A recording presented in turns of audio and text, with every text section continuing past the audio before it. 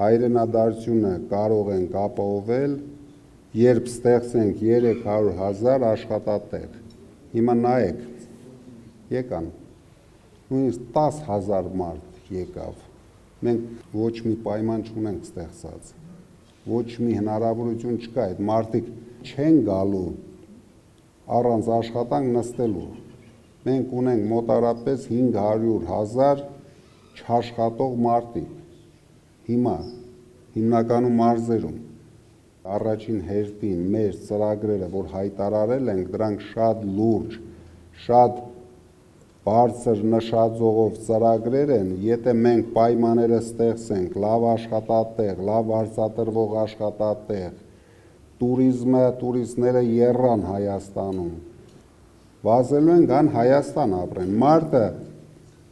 գնում է այնտեղ, որտեղ աշխատելու հնարավորություն կա, ընտանիքը լավ պահելու հնարավորություն կա, բայց մենք պետք է այնպիսի պայմաններ ստեղծենք, որ ամենալավ գլուխները գան։ Եվ ես այն որ ասում եմ ձեր բախտը բերել է, որ այդ ստեղծելու ձևը գիտեմ, Սփյուռքին գիտեմ, Սփյուռքին ճանաչում եմ, Սփյուռքի հետ միասին ենք էդի ստեղծելու։